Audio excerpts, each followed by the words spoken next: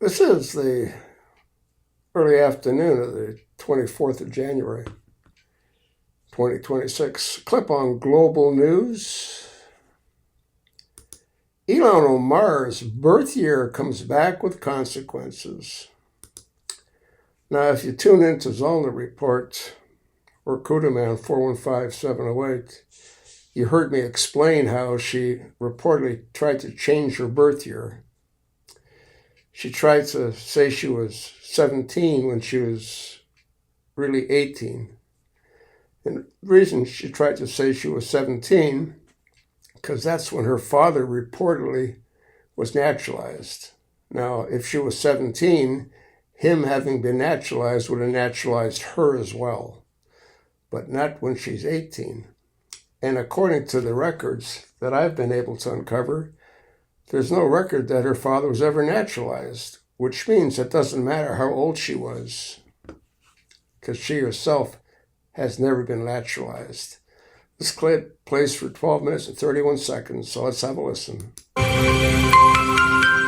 I was 8, we came to the refugee camp and waited 4 years for that process to take place for us to relocate here to the U.S. From what I remember at the age of 12. Based on the limited information that we have, it appears that Ilhan Omar never obtained her U.S. citizenship. According to the U.S. Constitution, Article 1, Section 2, Clause 2, a person who serves in the Congress has to have been 7 years a citizen of the United States. Now, the Omar family moved to the U.S. in 1995, and by law, refugees must be a lawful permanent resident for 5 years to be eligible to apply for U.S. citizenship. That would have been the year 2000 for her father. The limited sources that we have show that she became a citizen in 2000 when she was 17. The New York Times, AP News show that she was 17 when she became a citizen in 2000. The problem with that is that Ilhan Omar was not 17 in the year 2000. How do we know? Well, because numerous sources and her Minnesota legislative page show that her birth date was October 4th, 1981. Omar was not eligible to gain U.S. citizenship in 2000 as a minor. That is when she turned 19. So the immigration laws provide for 3 main mechanisms that a U.S. citizen or refugee parent can potentially use to seek citizenship for their child. The first one, acquisition of citizenship. If you or your spouse or both are United States citizens and your child was born abroad, this does not apply to Ilhan Omar because her parents were not U.S. citizens when she was born in Somalia. Number 2, derivation of citizenship. For children of refugees whose child turned 18 years old on or after February 27, 2001, and this does not apply, derivation of citizenship does not apply because she turned 19 in the year 2000. Number 3, application for citizenship under Section 322 of the Immigration and Naturalization Act. One parent is a U.S. citizen, usually by naturalization. Now, remember, her father could only apply for naturalization in the year 2000, and the child has to be under the age of 18, which she was not. So, number 3 does not apply to Ilhan Omar. It appears Ilhan Omar never obtained U.S. citizenship as an adult in the year 2000 when she was 19, and then legally eligible to apply and become a U.S. citizen. Ilhan Omar has not corrected the record. U.S. citizenship is a requirement to serve in the U.S. Congress, and the American people have a right to verify that U.S. citizenship. Naturalization records are only obtainable through a Freedom of Information Act request. Here's the catch. That request will not be answered unless Omar gives her permission for that request to be fulfilled. So, until Ilhan Omar provides proof of her U.S. citizenship, rather than thinking of her as a dual citizen, we'll think of her as a Somali nationalist. Ilhan Omar, the American people have a right to know. We need verification that you actually obtained U.S. citizenship. I'm A.J. Kern, and I approve this message. But you believe that Ilhan Omar may have misrepresented her birth year, is that correct? That's correct. First, you need to understand derivation of citizenship, and it requires a couple of things. Her father had to have naturalized, and she had to be a minor when he naturalized. So March 8th of 1995, her family came into the country.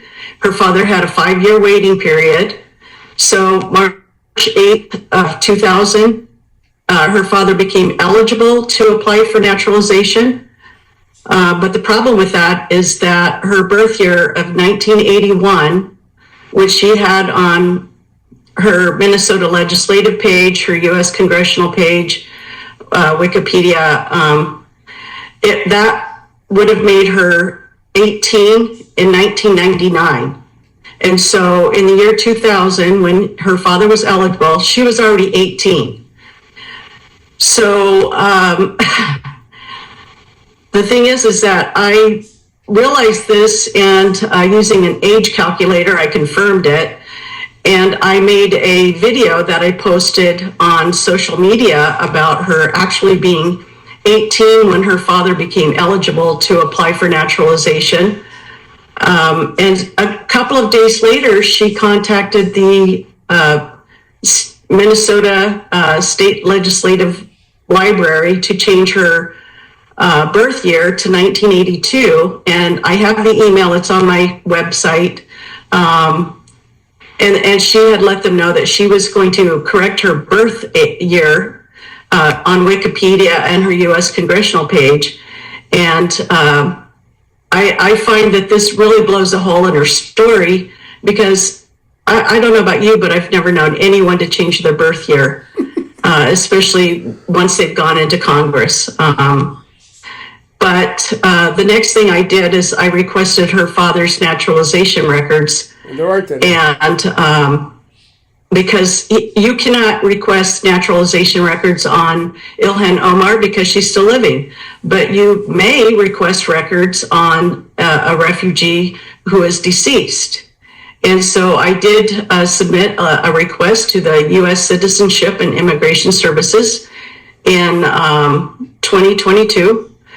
And I received a letter a year later on June 20th, 2023, that stated that they had done a thorough search of their database and used variations of his name, and he was not in the database. And they informed me that I could have the Department of Homeland Security also search their database, which I did. And then in September of 2023, I received a certificate of non-existence of record on her father, that they searched their database and he's not in the database. So she has two problems. One is her father doesn't seem to have ever naturalized. And two, with her original birth year, which is still in places that she couldn't have changed retroactively, is still 1981. And there's enough there that Congress should do their job, which is initiate a congressional inquiry. That would be what it takes to remove her and because no one has ever verified her citizenship, not the Minnesota Secretary of State, not the Federal Election Commission, and not Congress. And it's Congress's job, Article 1, Section 5, to verify the elections and that everyone is legitimately seated. In 2019, I had gone to the Minnesota Secretary of State's office, hoping to find out if they had verified Ilhan Omar's citizenship, and they had not. And I think a lot of people in Minnesota understand that the immigrant, the refugee, non-citizens who are foreign-born may go to a Secretary of State's office and obtain a driver's license. And when they do that, they also register to vote. So knowing that, I suspect that Ilhan Omar got her foot in the door that way, that she went, got her driver's license and registered to vote. And so when she went to run for state office, the state legislature, her citizenship was not verified. And then when she ran for federal office and filed, they said, well, she signed the affidavit and that's it. And there's no verification. So I believe there's actually a huge issue throughout this country of foreign-born individuals registering to vote, and the secretaries of state are not verifying their citizenship.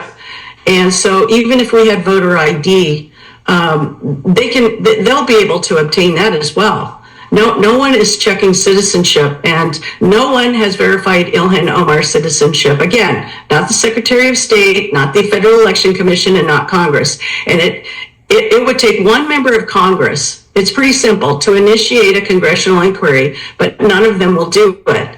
And so as far as I'm concerned, until someone can obtain the official records, not from her, because as we know, documents can be doctored, and we need the official documents to ensure that we do not have a Somali nationalist sitting in Congress and fraudulently raising millions of dollars. Deeply concerning, and she has already and publicly pledged her alliance to Somalia rather than the United States, constantly speaking at events and saying just that she's here to represent Somalia. So that would be a massive, massive issue. Now, AJ, I'm going to follow up on all of this and see what's going on here. Reach out to immigration services as well, because I think we need to 1,000% verify whether or not she is a U.S. citizen or not. That should be the top priority. I think it's crazy that, as you saw in the video, that it's not their job. They actually could possibly get in trouble for trying to verify this information. That should be the standard for us all across the country, regardless of who the politician is. Everyone should be verified as a U.S. citizen prior to being able to be sworn into office. That's all for today. Thank you. If you want global news to keep you up to date. So, what do you think, huh? I told you her father was never naturalized, which means she was never naturalized. She's an illegal immigrant. And the Department of Homeland Security and Tom Hammond need to kick that bitch out of their country, along with her husbands. That's plural. Pass it along, folks. I cannot do this alone. I told you, didn't I?